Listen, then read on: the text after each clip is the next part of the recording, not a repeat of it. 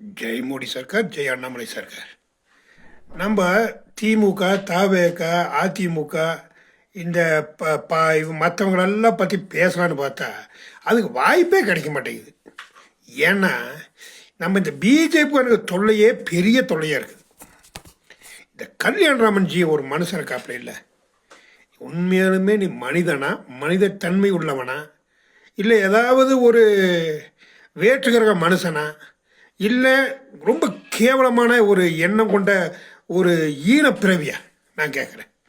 அண்ணாமலையுடைய மனைவியை பற்றி அவ்வளவு தப்பாக பேசுகிறீங்களே, ஐயோ நீ மனுஷ ஜென்மமா? உண்மையிலும் கேட்குறேன்.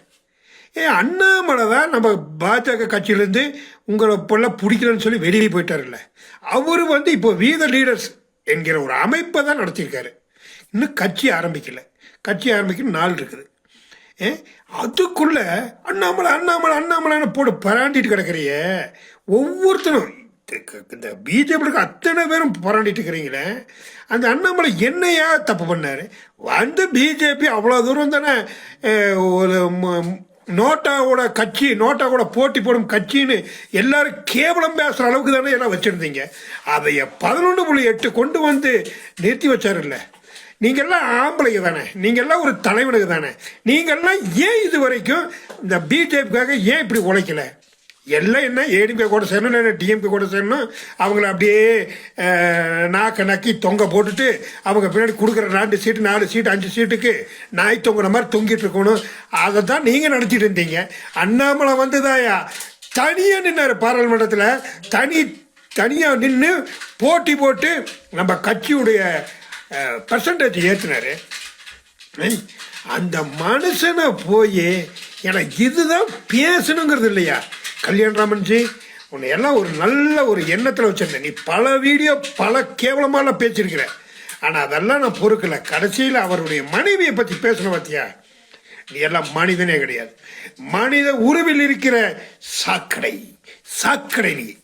இன்னுக்கெல்லாம் உன்னையெல்லாம் என்ன சொல்றதுனே தெரியல. அப்பேற்பட்ட ஒரு கேவலமான வார்த்தையை அவ்வளோ பேர் ஒரு யூடியூப்ல பேட்டி கொடுத்துட்டு இருக்கிறிய. என்னையா மனுஷன் எல்லாம்? என்ன மனுஷன் கேட்குறேன். ஒன்று தெரிஞ்சுக்கோ, இப்ப வீத லீடர்ஸ் என்கிற தொண்டு நிறுவனத்தை நிறுவியதிலேயே 20 லட்சம் ஒரு தொண்டர்கள் சேர்ந்திருக்காங்க. 20 லட்சம்னா இன்ட்டு அவங்க வீட்டோட சேர்த்து 4 இன்ட்டு 80 லட்சம் பேர்.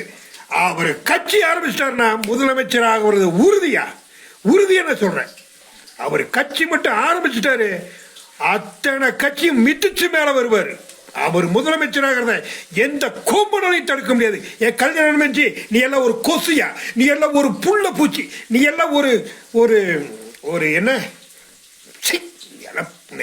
பேசுறதுக்கு எனக்கு அவ்வளவு அசிங்கமா இருக்கு. நீ எல்லாம் ஒரு ஆர்எஸ்எஸ்ல எப்படி இருந்த, ஒரு பிஜேபியில் எப்படி இருந்த, நீ எப்படி ஒரு சைக்கிள் உறுப்பினர் இருந்த, நீ எல்லாம் எப்படி எந்த எண்ணத்துல இப்படி எல்லாம் வாழ்ந்திருக்கிற? நீ எல்லாம் பாவை. அந்த மனுஷன் அண்ணாமலை ஐபிஎஸ் பதவியை விட்டுட்டு நம்ம தமிழ்நாடு மக்களுக்காக நல்லது செய்யணுங்கிறதுக்காக கட்சிக்கு வந்தாரு. அவரை என்னென்ன பாடுபடுத்தினீங்க? நீங்க எல்லாம் லேஸ்பட்டாளுங்களா? நீங்க எல்லாம் பிஜேபியில இப்ப அவர் ஃப்ரீயா தனியா தொடங்கி இன்னும் கட்சி ஆரம்பிக்கல, கவலைப்படாத. இப்ப ஒரு மன்றம் தான் ஆரம்பிச்சிருக்காரு. இதுலயே கிட்டத்தட்ட 20 லட்சம் பேரு, 80 லட்சம் பேரு கட்சி ஆரம்பிச்சிட்டாருன்னா மாவன ஒரு 5 மாநாடு போட்டான்னு வச்சுக்க மாவன, நீங்களாம் இருக்கிற இடம் தெரியாம போயிருவீங்க, அழிஞ்சு போயிருவீங்க. அத்தனையும் தாண்டி என் அண்ணாமலையார் வருவார், நிச்சயமாக வருவார். ஜெய் மோடி சர்க்கார், ஜெய் அண்ணாமலை சர்க்கார்.